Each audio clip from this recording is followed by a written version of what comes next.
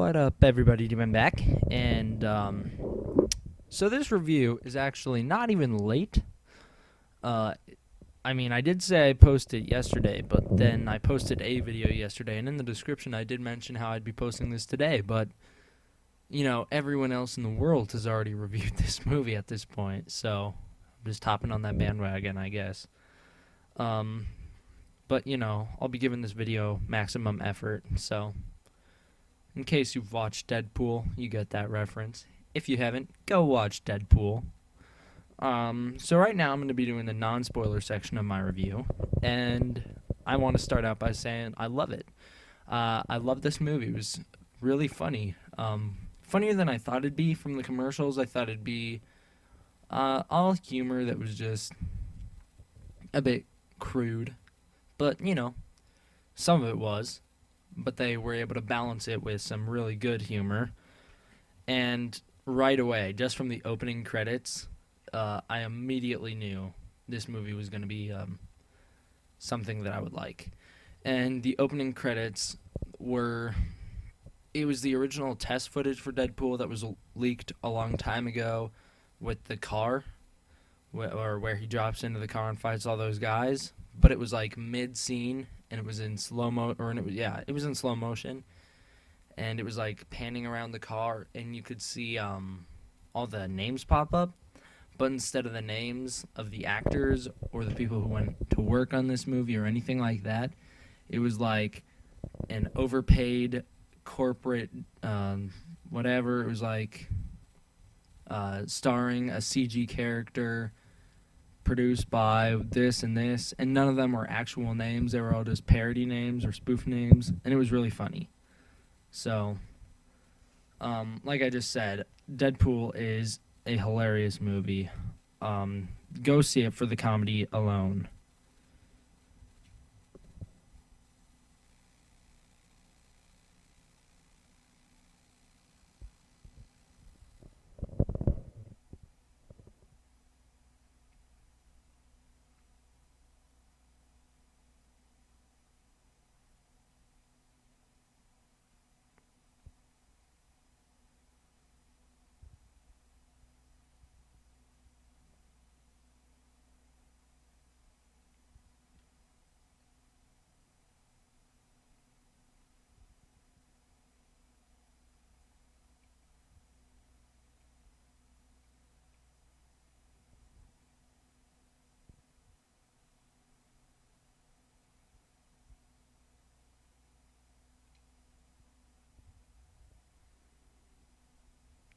Now, like I said, it is really funny, but not all jokes landed.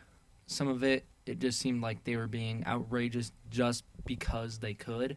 It was like a lot of the jokes they made just because it was an R movie, and they're like, it's an R movie, so why not make it as outrageous as possible? But a lot of it was funny. There was only like a very small minority of the jokes didn't land. So, I think it's a hilarious movie. My friends who I saw it with think it's a hilarious movie. And it was a pretty cool movie, too. The action sequences were really well done, and it was exciting. Now, I do want to see this movie again, because there were so many jokes and so many references to other things that I 100% didn't catch them all. There's no way. So I'd be interested to go see the movie again and pick up on all the references that I didn't catch the first time viewing the movie, because that would be definitely interesting to see if I could get them all. Now, this movie is definitely not for everyone. It doesn't even pretend that it's for everyone. The trailers don't make it out to be, although they did the marketing was was good in the fact that they had a green band and red band trailers released simultaneously every time, but at the same time that also got people who definitely should not be seeing this movie very hyped for the movie, such as little kids who like superheroes. Those kids definitely should not see Deadpool. If you are not over the age of, I'm going to say 13, and you don't have decent exposure to adult things, do not go see this movie. It is not for you. And also, if you're not a fan of older movies, such as, I don't know, Alien 3, they make reference to in this movie. If you don't know what any of that is, don't go see this movie either, just because you won't get a lot of the references. Rather, you could go see the movie, just know that you're going to be in the dark for a lot of the jokes. That's what my friend who went with me, he did not understand half the references in the movie, but he still loves it. He still would see it again. Now, getting into the characters, I'm going to start with Deadpool. Ryan Reynolds as Deadpool is perfect. I don't have good exposure to Deadpool. I've only ever seen Deadpool in the movie, Lego Marvel video game, Ultimate Spider-Man, and a couple of comics. So it's not like he's one of my favorites. It's not like The Incredible Hulk, where I actually own comics of his and I read them and I'm a fan. I'm more of just a casual Deadpool fan, where if I come into contact with Deadpool, I'll read it or whatever, but that doesn't happen often. So I'm not like going out of my way to find Deadpool. So anyways, Ryan Reynolds as Deadpool is, from what I know, perfect casting, and from what I've heard, perfect casting. They do it way better here than they did in whatever the other one was. It was X-Men Origins Wolverine, when they totally screwed him over. So they do it right this time, and they really let Reynolds shine as the character. Colossus in this movie. Interesting about Colossus is he's Russian. And I don't know if he's Russian in the comics, but he wasn't in X-Men 3, and that's the only other thing that I've seen Colossus in.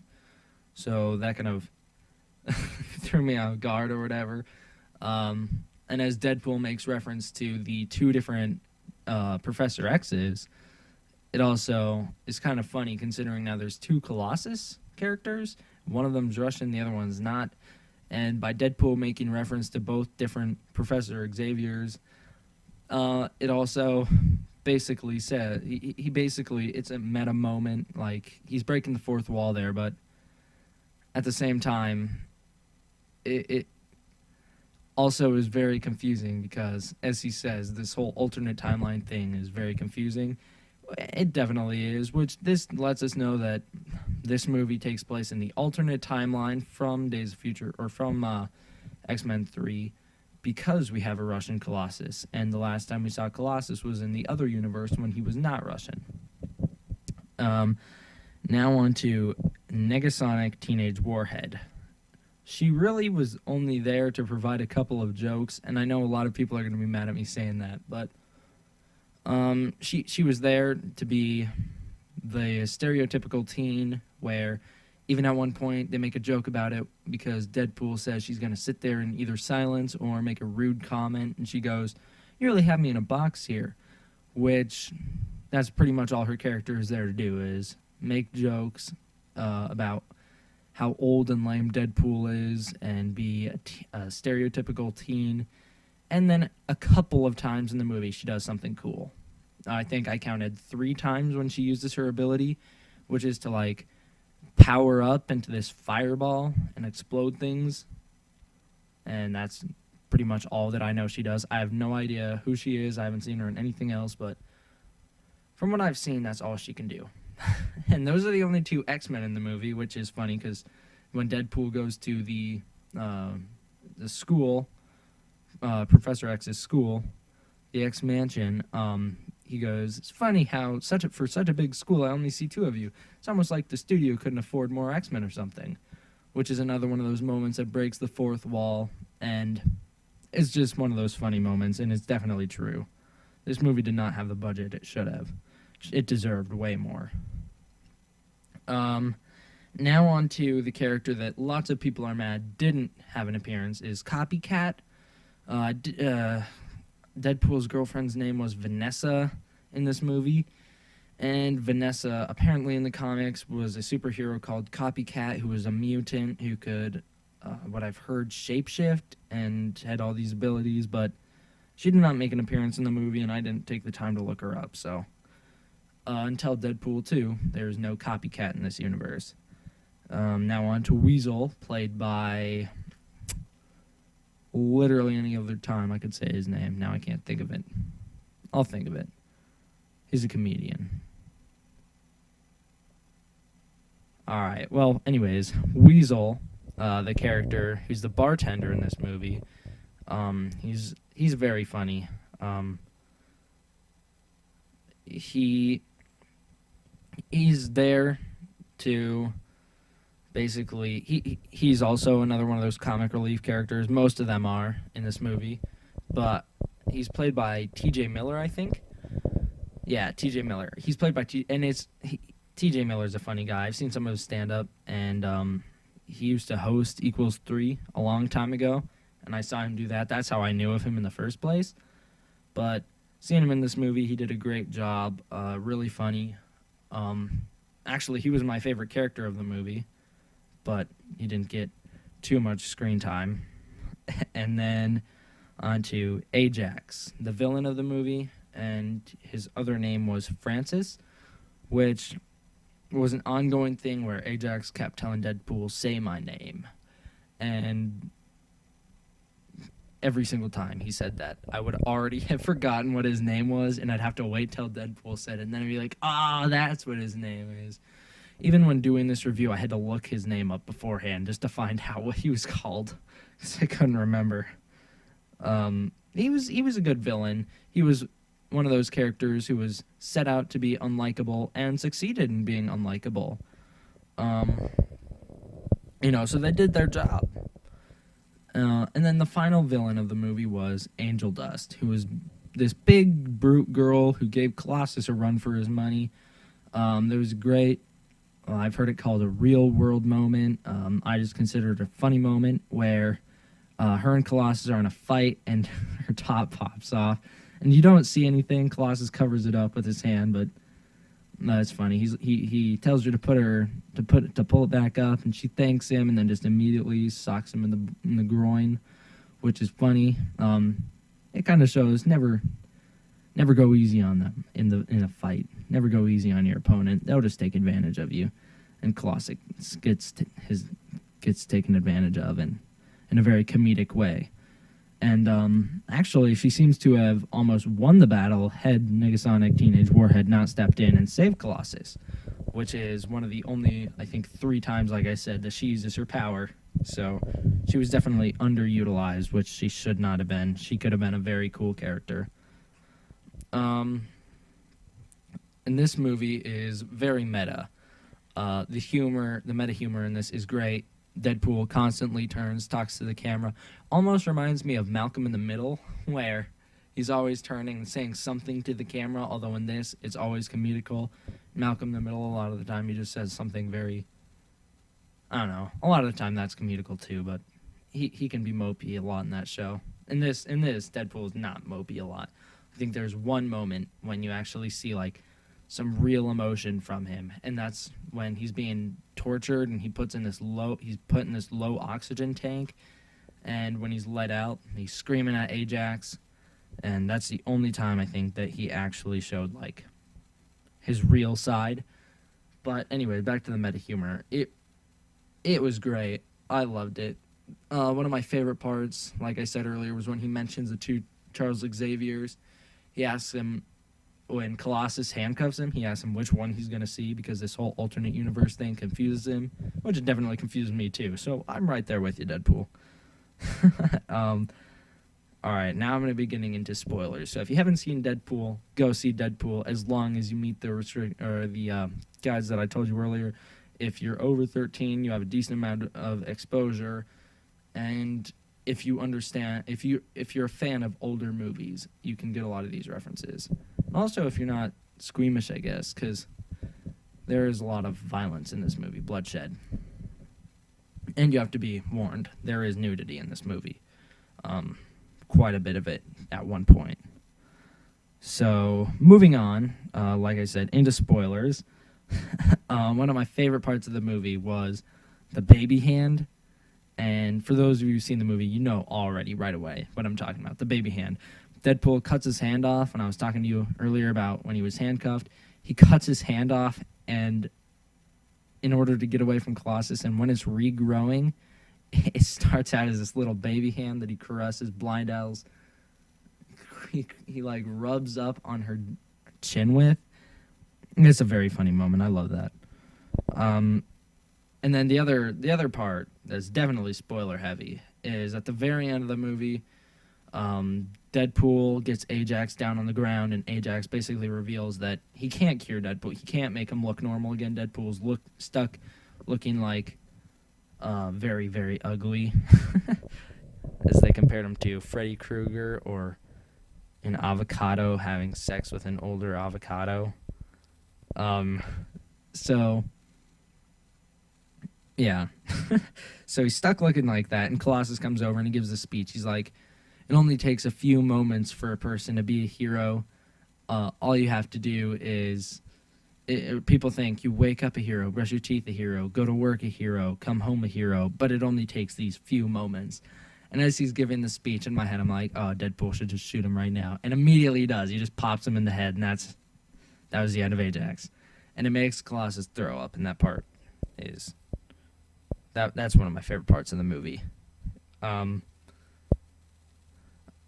Okay, so now on to some more spoilery stuff. The after credits scene.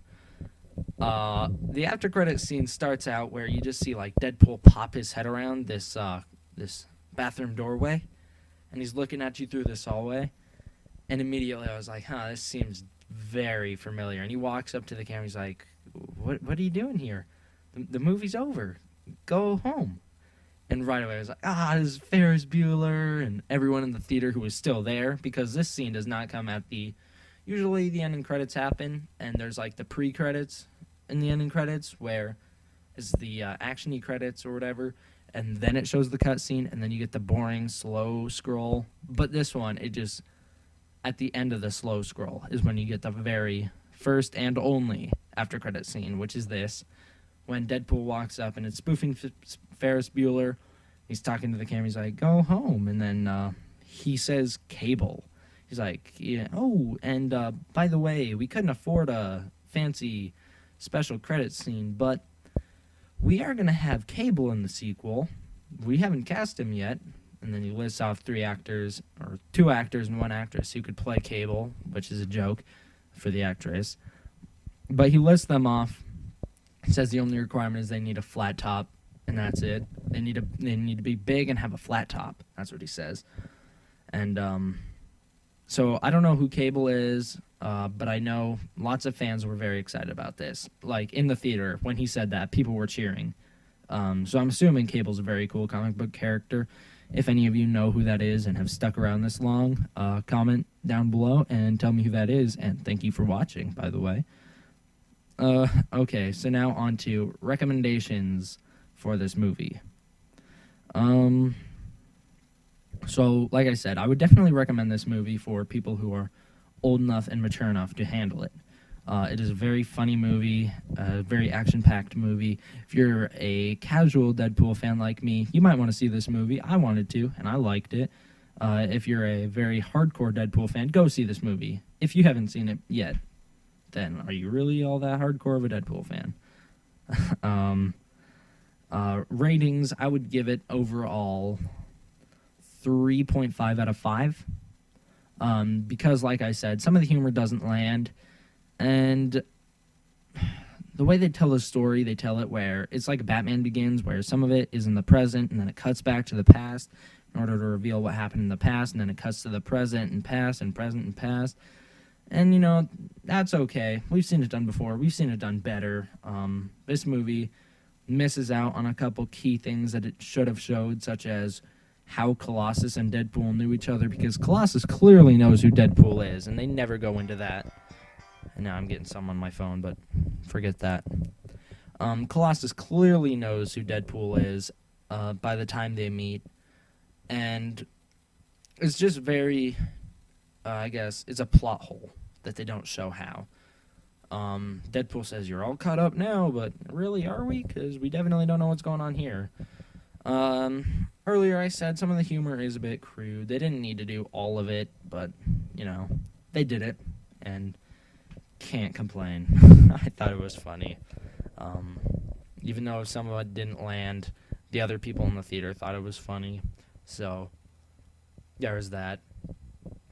um, so like I said, 3 out of 5. That's my rating for the movie. Thank you for watching.